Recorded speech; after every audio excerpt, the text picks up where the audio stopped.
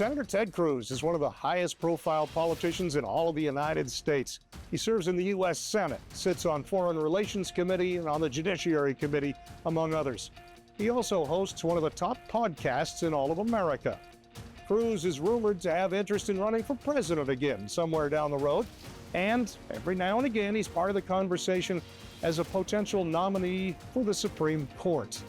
I sat down with Senator Cruz and asked him about the state of the world and talked to him a little bit about what he thinks of the job President Trump is doing in this second go-round at the White House.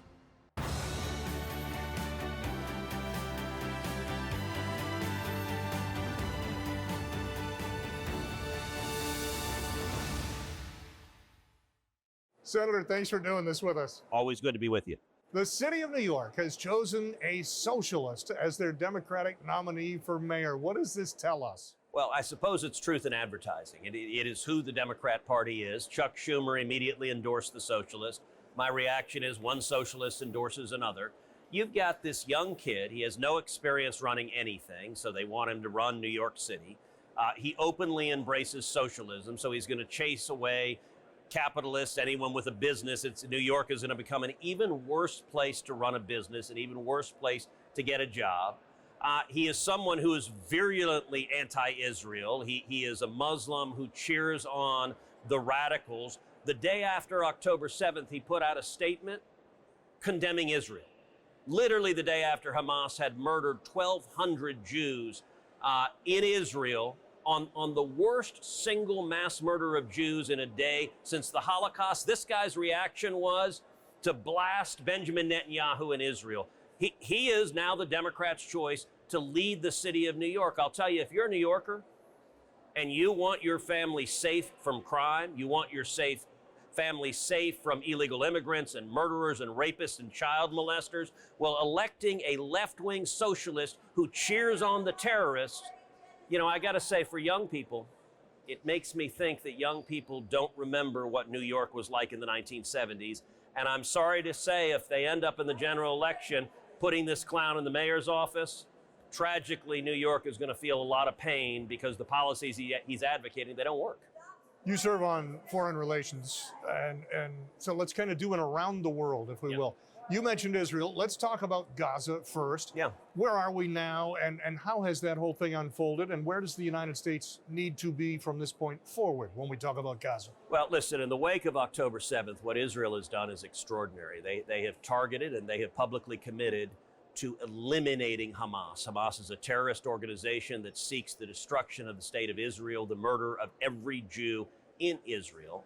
And the Israeli military has engaged in a surgical attack that has taken out Hamas's leadership. It's taken out their terrorists at an unprecedented level. Likewise, Hezbollah, which is up in the north, Hezbollah immediately decided they wanted to join the fray. So they began firing rockets into Israel. And so the government of Israel expanded it and said, we're going to take out Hezbollah as well. And I will tell you, the military operation they carried out against Hezbollah was extraordinary. If you remember the pagers, where this was an operation that took years to put into place, but they had pagers that they managed through a front company to sell to Hezbollah's leadership. Hezbollah's leadership gave the pagers to their top terrorists, and the pagers had little explosives in them, and Israel detonated them, and it was as precisely targeted a military strike as you could have. It was Hezbollah's leadership who decided who are the worst terrorists we have that we want to be able to page to commit murder in an instant, and those are the ones to whom the explosives were targeted. Hezbollah, the Houthis, and Hamas are all generally recognized as proxy groups for Iran. Yes. Israel and Iran have now had at it, and of course the United States got involved there as well. Tell me your thoughts on Iran. Well, I think what has happened in Iran in the last 2 weeks has been unbelievably important. And the bottom line is today, Israel is safer and America is safer. What happened at the beginning of the Trump administration, President Trump gave Iran 60 days. 60 days to negotiate, and he said the only acceptable standard was complete dismantlement of their nuclear centrifuges, shutting them all down, dismantling them, because he said quite rightly, Iran will not be allowed to have a nuclear weapon. Well, at the end of the 60 days, the Ayatollah said he would not shut down even a single centrifuge. And in fact, he said he's going to build more centrifuges and continue charging towards having a nuclear weapon.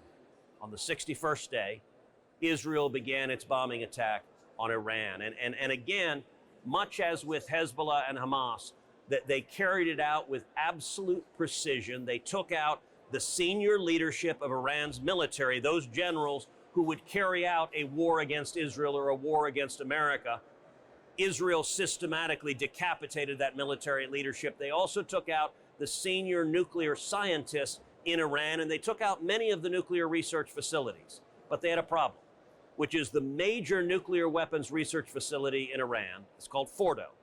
And Fordo was built deliberately in the basement of a mountain. And it was built in the basement of a mountain so that it would be resistant to aerial bombing. And Israel does not have bombs big enough to destroy the Fordo nuclear weapons research facility. America does. We have what are called bunker buster bombs. They're huge bombs. They're 30,000 pounds. They're designed precisely to penetrate underground and take out underground facilities like Fordo. And this Saturday, President Trump made the decision. He ordered a limited and targeted bombing run. 7 B-2 stealth bombers took off from Missouri, flew halfway around the world, and they delivered 14 bunker buster bombs. They targeted 3 nuclear weapon sites in Iran. 2 they hit with bunker buster bombs, and the third one, a submarine launched 30 Tomahawk missiles at. The operation was an absolute success. It utterly devastated the targets that they were shooting at, and not a single American casualty resulted. The planes flew back, and it was extraordinary. Today, America is safer because Iran's nuclear weapon capability has been eliminated. Oftentimes when we talk about news from the Middle East, it has to do with war, conflict, death, hostages, terrorists. It's not always good news. But the president recently made a trip that was good news. He stopped and visited with the Saudis, with the Qataris, with UAE. How important are America's Arab friends? Very important. And I will tell you, by the way, every Arab country is cheering that President Trump took out Iran's nuclear weapons capability, because the entire Middle East, you cannot find a country in the Middle East that wants the Ayatollah to have nuclear weapons. Listen, when the Ayatollah chants death to America, I believe him. When he calls Israel the little Satan and America the great Satan, I believe him. And it says something that when Israel went to war with Iran to take out their nuclear weapons capability, not a single country said we stand with Iran. None of them. All of their neighbors knew the Ayatollah with a nuclear weapon is a nightmare for the Middle East, and it's a nightmare for the world. And I want to say something in particular. I think Americans should be particularly grateful right now to the people of Israel, because the people of Israel took out much of Iran's nuclear weapons capability, and that makes America safer. Because what President Trump did Saturday night, yes, he was standing with Israel, but much more importantly, he was defending America. Understand, the Ayatollah is also developing an ICBM. What is an ICBM? Well, that stands for Intercontinental Ballistic Missile. You don't need an ICBM for Iran to attack Israel. They're close enough that ordinary ballistic missiles can do.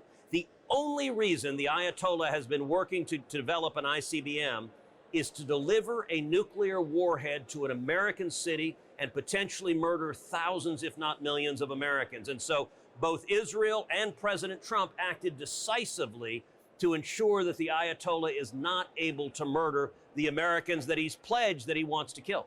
Let's spin the globe just a little bit and talk about Russia and Ukraine. Yeah. President Trump tends to play a pretty good hand of poker. You can't always tell what he's thinking. But if I'm not mistaken, he looks pretty frustrated with Vladimir Putin and the Russians right now. What do you know? He clearly is frustrated. Listen, I think this war is going to come to an end. And it's going to come to an end, in all likelihood, this year with some form of a negotiated settlement. President Zelensky in Ukraine's not going to get everything they want. It's going to be a negotiated settlement. But I'll tell you, the U.S. Congress, there is not going to be additional military aid going to Ukraine. And so the Europeans have expressed some frustration with us, and my response for the Europeans is great. If you want to fund the war, you can do so. We've sent over $100 billion. We're done. What I have urged President Trump is this needs to end with a negotiated settlement, and it needs to end with a clear and discernible loss for Russia. Russia is not our friend. Putin is not our friend. And this needs to end with a loss. That's how I hope it will end up.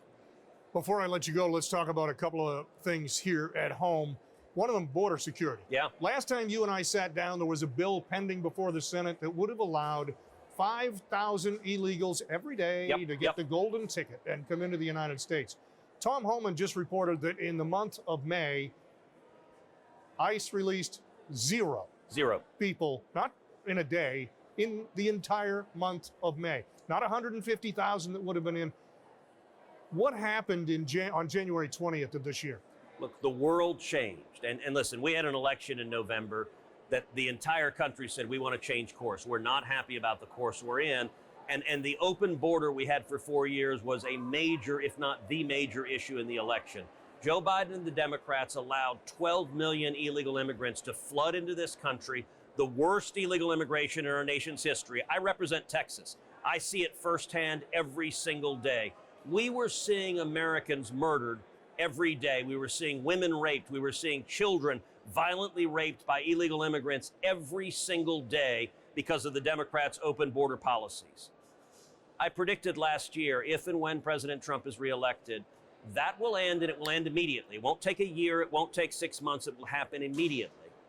Within days of President Trump taking the oath of office, the rate of illegal crossings dropped 99%. It is staggering. And I'll tell you why. A lot of people are puzzled and say, well, how could that be? The answer is simple. The most important question for securing the border is a policy question. What happens when you apprehend someone who's here illegally? If the answer is you put them on a plane and you fly them home, well, almost everybody who comes to this country has a cell phone. So they pick up the phone, they call home, and they say, don't come. They won't let you stay. On the other hand, if it was the case under Biden and the Democrats, you say you can stay. What city do you want to go to? Again, they have a cell phone, they call home, and they tell everyone, come on in. They're letting you stay. That ended on January 20th. Let's talk about one spending item. That is the biggest story all spring was DOGE. Yeah. First, it was going to be $2 trillion that would be cut. Then they ratcheted that back. It would be about $1 trillion that they would cut. And now it's down to maybe $300 billion if all goes well. Was there not as much waste in government as everyone thought? So there's a lot of waste in government, but cutting government spending is hard because it turns out that when you're spending money, 100% of the time, the person getting the money fights to keep it. And so politically, look, we're bankrupting our country, and the dirty little secret is there's a bipartisan coalition behind it. And so on any multi-trillion-dollar spending bill, you get all the Democrats and about half the Republicans. And there are about 20 of us who will vote no, who will vote to stop the spending, to rein in the deficit, to rein in the debt. And I'll tell you, we're in the middle of one big, beautiful bill. I and other fiscal conservatives are fighting to cut spending more. But it is an uphill fight right now because there are a number of members of our party that do not want to rein in spending. Final question, and that is Donald Trump. We've talked about Iran. We've talked about spending. We've talked about the border. He's been in office 5 months. Yep. Donald Trump 2.0 has been in office 5 months. What would you give him, Professor Cruz? What would you give him for a grade, A, B, C, D, F? What would you grade him serving as president these last 5 months? A+. And I think this second term has been orders of magnitude better than the first term. I think the first term, when it came in, I think the president and his team, frankly, were a little bit surprised to be there. And they made some mistakes. You look at some of the cabinet appointments. He put some people in place in the first term who did not serve him well, who were fighting against him. And those mistakes really were costly. I think this second term, particularly having been out of office for 4 years, he and his team were thinking about what needs to be done. And they've hit the ground running with a speed, with a volume and velocity that is breathtaking, and an energy. And listen, the first term, I was President Trump's strongest ally in the Senate. This term, I am his strongest ally in the Senate. And we are getting an incredible amount accomplished. And the great thing is we're just getting started. Thanks for doing it. Pleasure as always, my friend. Appreciate it.